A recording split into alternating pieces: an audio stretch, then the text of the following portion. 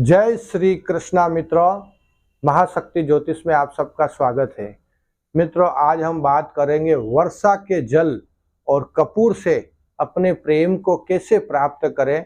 बहुत ही जूना, अति प्राचीन और अति दुर्लभ ये जो प्रयोग है, आज तक आप शायद कहीं पे नहीं किसी ने बताया होगा अथवा इसकी आपको जानकारी अभी तक नहीं मिली है। तो आज हम ये जानकारी आपको देंगे जो हमने इस डेमो के लिए बता देता हूँ। ये जल है जो हमने बारिश से इकट्ठा किया है और ये जो है भीमसेनी कपूर है जो हमने इकट्ठा किया है। अगर आपका कोई प्रेमी है, आपका कोई पति है, आपका कोई मित्र है या कोई भी रिलेशनशिप में आपकी बार बार बिगड़ रही है, बार बार झगड़े हो रहे हैं, अथवा आपको मनवांछित पति प्राप्ति के लिए, अथवा आपको रूपवान सुंदरवान बनने के लिए, अथवा आपके जीवन में परेशानियों को दूर करने के लिए, प्लस अपने को शारीरिक रूप से मजबूत और सुंदर आकर्षण करने के लिए ये प्रयोग रहेगा। दोस्तों, इसमें क्या है कि जो आपको मालूम होगा कि कपूर जो होता है, अपने हिंदू परंपरा में कपूर को धार्मिक महत्व है और ये पूजन की सभी पद्धतियों में महत्वपूर्ण हिस्सा रखता है। कपूर मोस्टली दो प्रकार के होते हैं। कपूर एक तो प्राकृतिक कपूर रहता है जिसको नेचुरल कपूर बोलते हैं, दूसरा रहता है जो कृत्रिम यानी कि आर्टिफिशियल। और प्राकृतिक में भी दो प्रकार के पाए जाते हैं। एक बोलते हैं जिसको भीमसेनी कपूर या जापानी, तो पानी में भीमसेनी कपूर डालने से डूब जाता है और पेड़ के चीरों के बीच में, लकड़ी के चीरों के बीच में ये होता है। मोस्टली ताइवान में ज़्यादा पाया जाता है और ये एक प्रकार से उड़नशील वानस्पतिक द्रव्य बोलते हैं इसको। और जापानी जो होता है जिसको सिनेमोम कैम्पोरा बोलते हैं, जो पेड़ के छाल से और लकड़ी से प्राप्त होता है, देहरादून और मैसूर में बहुत ही मात्रा में पाया जाता है। इसकी पत्तियां जो चमकदार होती हैं और उन पत्तियों में कपूर की खुशबू भी मिलती है। और जो बाजार में जो पैकेट मिलती है, जो डब्बी मिलती है, उसको क्या है कि तारपीन के तेल में रासायनिक क्रिया करवा के इसको बनाया जाता है, जिसको आर्टिफिशियल कपूर बोलते हैं। कपूर का उपयोग जो होता है, यूज ऑफ कपूर, कपूर का यूज बहुत प्रकार से पूजा में, आरती में, हवन में, अथवा कि अपनी जो बाम है, विक्स है, वैसलीन है, दवाओं में एड़ी फट जाती है तो उसमें काम में लेते हैं, अथवा कीड़े मकोड़ों को दूर रखने के लिए, उन्हीं वस्तु में बदबू को मिटाने के लिए भी कपूर का उपयोग होता है। और घरों में भी अपने पॉजिटिव ऊर्जा, एनर्जी क्रिएट करने के लिए, कीटाणुओं का नाश करने के लिए कपूर जलाने की परंपरा होती है। तो दोस्तों, ये जो कपूर है बहुत ही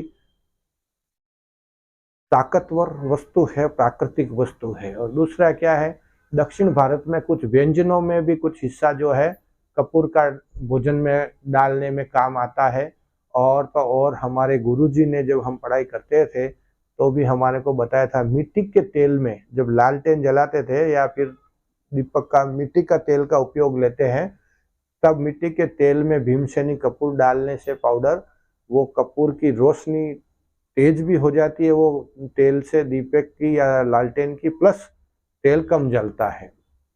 और चांदी का कोई भी वस्तु काला नहीं पड़े उसके लिए भी इसको उसके अंदर रखा जाता है। दोस्तों, आप हमारे वीडियो को लाइक करें, शेयर करें, ताकि आपको बहुत ही ज़्यादा वैज्ञानिक पद्धति, शास्त्र, पुराणों उक्त आपको कुछ अच्छा कार्य करने को मिले, जिससे कि आपको लाभ मिले। कपूर के बाद में आपको क्या है, वर्षा के जल को इकट्ठा करना है, डायरेक्ट कांच के बाउल में अथवा तो कांच के जग में आपको इकट्ठा करना है। गिर के छत पे गिरे और आप इकट्ठा करो, वो इसमें नहीं चलने वाला है। आपको जल जो है वर्षा का जल लेना है। और वर्षा का जल को बहुत ही पवित्र मानते हैं, क्योंकि जल की उत्पत्ति वायु से हुई है और जल में एनर्जी रहती है। प्लस आयुर्वेद के अनुसार सबसे अच्छा जल कौन सा गिनते हैं, बारिश का जल गिनते हैं। और सेकंड नंबर पे ग्लेशियर का मिलने वाला जल गिनते हैं। फिर जो नदी, जो गंगा मैया या जो नदियों में होता है वो होता है। फिर तालाब में होता है। उसके बाद कुआं अथवा बोरिंग का जल होता है। यानी कि सबसे उत्तम जल बारिश का माना गया है। और दोस्तों, जल को तीन प्रकार से या तीन तरीके से हम जो है पवित्र कर सकते हैं। पहले भाव से, फिर मंत्रों से, फिर तांबे के और तुलसी के बर्तन, तांबे के में बर्तन में रख के तुलसी के पत्ते डालने से भी पवित्र होता है, लेकिन आजकल आरओ आ गया है, आपको मालूम ही है।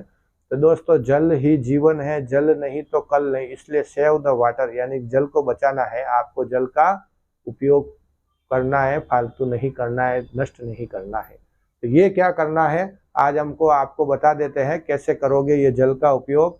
आज हम आपको डेमो के साथ में देते हैं। एक छोटा सा मंत्र होगा, वो आपको बोलना है, और उस मंत्र में जो है रुद्राक्ष की पवित्र माला, सिद्ध माला चाहिएगी या मोती की पवित्र सिद्ध माला चाहिएगी।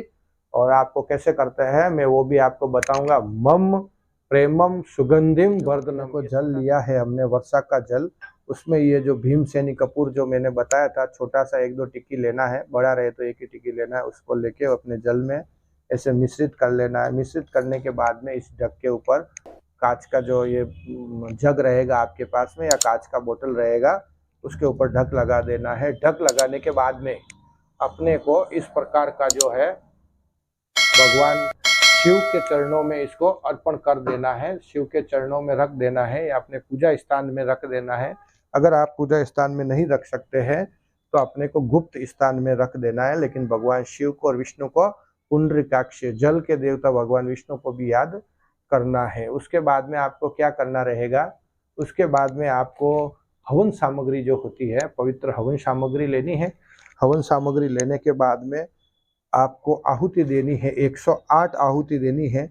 ज़्यादा 1008 देवो तो अति उत्तम है, नहीं तो 108 तो आपको देनी है। और बहुत ही छोटा जो मंत्र है, मम प्रेमम सुगंधिम वर्धनम, मम प्रेमम सुगंधिम वर्धनम, मम प्रेमम सुगंधिम वर्धनम, ऐसा करके आपको 108 आहुति देनी है दोस्तों।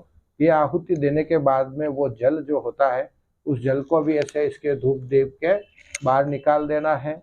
और तो और अपने को भगवान शिव को भी अपने धूप कर देना है। धूप का मतलब आप समझते हो, अगरबत्ती नहीं करना है, धूप करना है।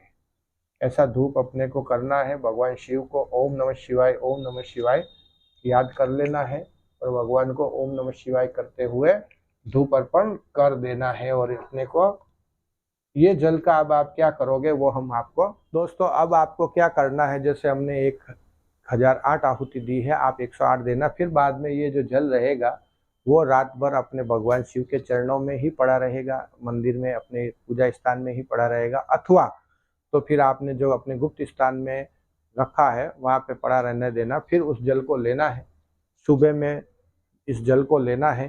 पहले अपने को क्या करना है, नहा धोके भगवान शिव को, जैसे कि भगवान शिव का कोई मंदिर है, शिवलिंग में भी जा सकते हो, अथवा अपने घर में भी कोई शिवलिंग रहे तो इस प्रकार से जैसे दूध लेना है। दूध लेने के बाद में इस जल का कुछ हिस्सा, थोड़ा सा हिस्सा इसमें डाल देना है। इसमें डालने के बाद में आपको भगवान शिव का इस प्रकार से ये जो है अभिषेक करना है। हमारे पास में तो ये सब कुछ है, लेकिन आपको साधारण सा ओम नमः शिवाय, ओम नमः शिवाय, ओम नमः शिवाय, ओम नमः शिवाय करते हुए आपको भगवान को वो पूरा दूध जल कपूर मिश्रित चढ़ा देना है। चढ़ाने के बाद में आपको वापस बाल्टी जो होती है, स्नान करते हैं, उस बाल्टी के अंदर जो जितना भी वो जल रहे वो मिक्स कर लेना है और उस जल से नहा लेना है। और मन में प्रार्थना करनी है, आराधना करनी है, उपासना करनी है।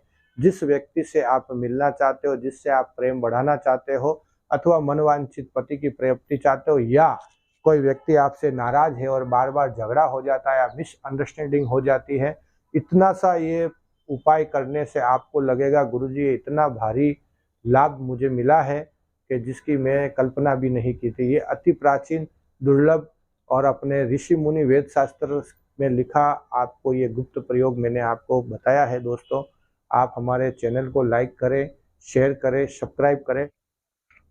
दोस्तों आगे जो आने वाली वीडियो है, हम ये जो सुपारी का फूल बोलते हैं इसको, सुपारी के फूल का, और ये जो आखी सुपारी बोलते हैं इसको, सुपारी का फूल का वशीकरण प्रयोग बताएंगे।